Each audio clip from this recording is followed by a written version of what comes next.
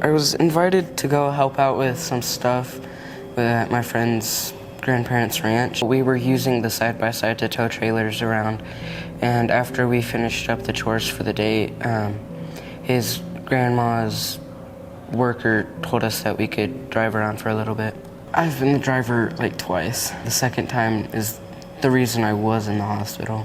What started out as a day of chores and fun at a friend's family ranch almost turned deadly for then 14-year-old Jesse Hancock. The young man got behind the wheel of a side-by-side, no seatbelt, no helmet, and practically no experience driving. He lost control of the vehicle and slammed into a tree.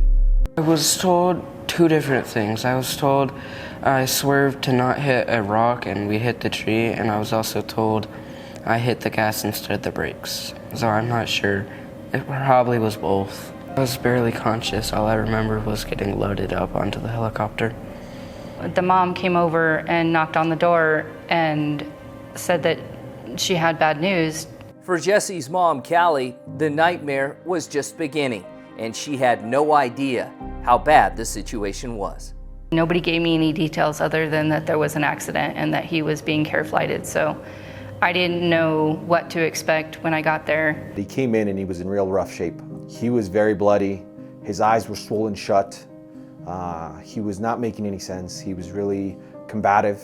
He was very confused based on his injury, and there was blood everywhere. Jorge Montano was a pediatric critical nurse at the time. He was one of the first to treat Jesse and the one tasked with telling his parents about his injuries. I would say it's the hardest part of the job.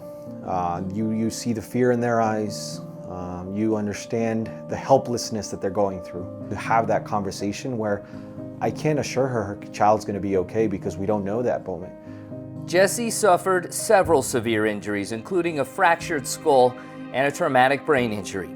He was in intensive care for nearly 2 weeks. He made it, but too many others who are careless with off-highway vehicles like ATVs and side-by-sides aren't so lucky. Kids are getting severely injured and dying on side-by-sides or OHVs in general. Local data here at Renown Health, that was our third leading mechanism of injury, and all traumas that we saw was associated with an OHV. OHVs are a way of life for so many in northern Nevada, from farm or ranch work to recreating as a family. Safety proponents aren't trying to stop people from using them. They just want parents and kids to think first and take the proper safety measures before riding in one. We just want to make sure that the kiddos out here are riding safe and they're riding smart. There's been some horrible accidents, kids just simply getting killed, all for the reason that they don't have hard safety gear on their head. They're having traumatic brain injuries, and a lot of times, they just don't fully recover from that, and that's terrible, and it's sad, and it's preventable. I was a paramedic for a long time, worked at Renown in the ER for a number of years, and pediatric traumas will break your heart. They happen way more than people understand. Oftentimes, it's just not something that people want to talk about. It's uncomfortable. It makes people really sad and uncomfortable, so we tend to want to steer away from it. Just the culture on the whole, and making sure that as a community we're taking care of each other and moving forward, putting safety first. It's the most important thing. If you have friends, buddy, that don't have a helmet, tell them to come to me. I'll get them a helmet. At Sand Mountain, just east of Fallon, tragedy has struck several times with children losing their lives. As you can see, they still come here in droves to ride, which makes it a great opportunity to educate and inform a safer way to do it. All we're trying to do is to help you keep your kids safe and educate you so you can make the best decision. Be aware of what's out there, educate, and provide your kids with the resources, such as helmets. Parents, set an example. Try to set a good example. I know that helmets can be hot, they can be awkward, they can be cumbersome, but they can also save your life, or they can definitely save you from a traumatic brain injury. It's just a message. You just got to keep pushing it and pushing it, Chris Oliver is a father and expert OHV driver. He comes to Sand Mountain all the time, promoting his Kicksand activewear as well as OHV safety. It's scenes like this that make him happy, and scenes like this that make him cringe.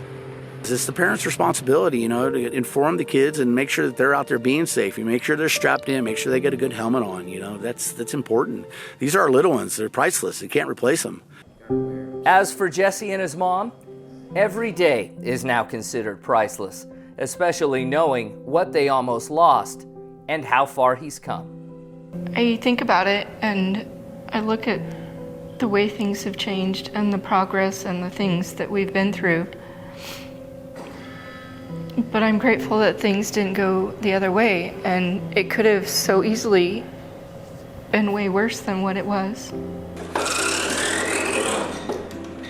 Now that he was given a second chance, Jesse and his mom want to do what they can to protect other kids. If you want to go ride, put a helmet on. It doesn't matter how simple or how short or brief the ride is, they need to have the proper gear. Even if it's just riding around the yard, doing yard work, or going on a trail ride, or going out hunting, or whatever it is, you need to make sure you have the proper gear.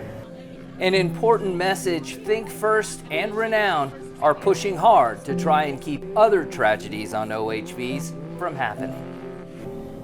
Yeah. Nobody wants to see their kid in that situation.